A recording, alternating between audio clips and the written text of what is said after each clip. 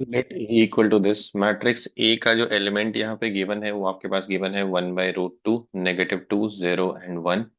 फिर आपके पास matrix P है, वो elements are cos theta, sine theta and cos theta. फिर आपको ये बताया जा रहा है कि बी एक मैट्रिक्स है which is P into A into P transpose, and C is a matrix which is P transpose into B raise to 10 into P.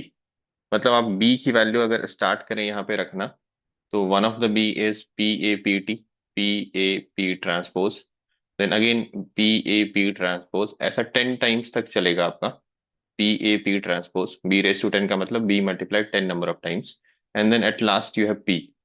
तो अगर आपको पी ट्रांसपोज इंटू पी की वैल्यू मालूम हो जाए, फिर तो आपका ये बहुत इजीली सिंप्लीफाई हो सकता है।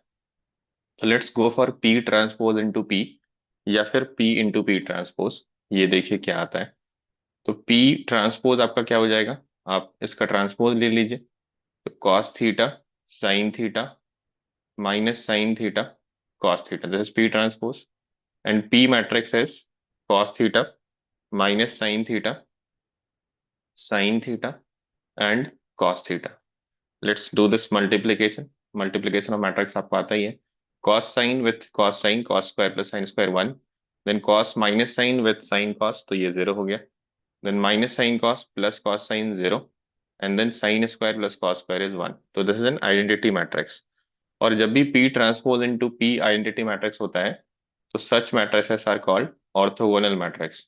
और उस केस में पी इंटू पी ट्रांसपोज भी आइडेंटिटी मैट्रिक्स हो जाता है। तो P is orthogonal matrix and P transpose into P is identity matrix in this case.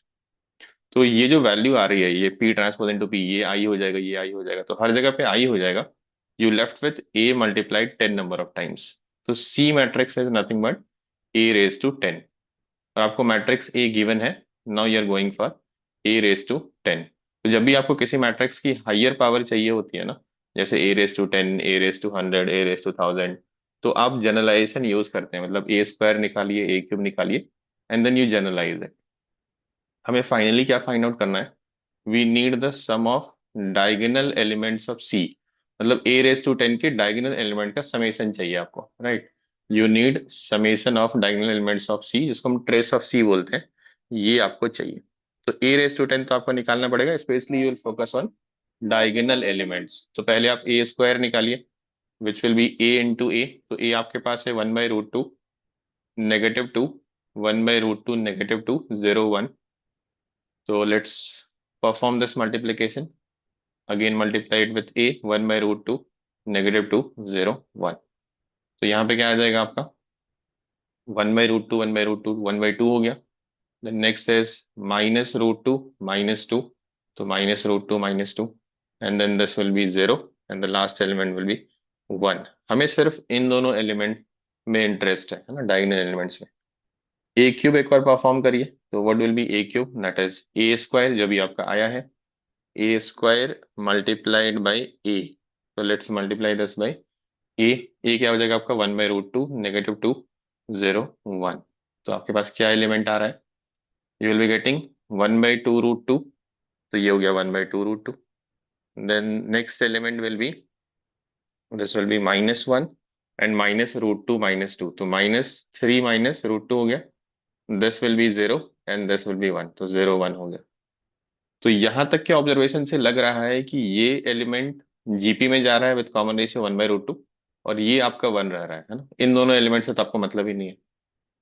तो एक और बार आप परफॉर्म कर लीजिए, in case you have a doubt कि ये एग्जैक्टली जीपी वाला पैटर्न फॉलो कर रहा है नहीं कर रहा है। If you are sure you can go with the generalization. मैं एक बार क्रॉस चेक कर लेता हूँ कि ये जीपी में जा रहा है या नहीं जा रहा है दिस टर्म। तो ए क्यूब इंटू ए कर लीजिए, या ए स्क्वायर इंटू ए कर लीजिए। I will go with A cube into A. तो ये आपका ए क्यूब इंटू ए हो गया 1/√2, -2, 0 एंड 1। तो जैसे आप इसको परफॉर्म करेंगे, आपको क्या मिलेगा यहाँ पे, 1/√2 into 1/√2, yes it is following the GP. इस एलिमेंट से हमें मतलब ही नहीं है। This will be 0, this will be 1।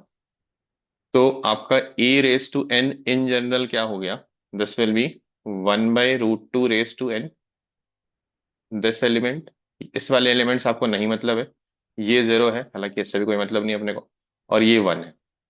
तो trace of a raise to 10 क्या हो जाएगा, which is trace of c, sum of diagonal element of c, this will be 1/√2 whole raise to 10+1। तो ये आपका आ रहा है 1/32+1, विच इज 33/32। अब देखिए क्या फाइंड आउट करना है आपको। They have given this is equal to m/n, where GCD of m and n is 1, मतलब वो को प्राइम है, उनका HCF 1 है। तो यस 32 एंड 33 आर को प्राइम। तो m और n की वैल्यू 33 और 32 ही हो गई। देयर समेशन है 65। So let's check what is the answer given. Answer is given as option A, which is 65.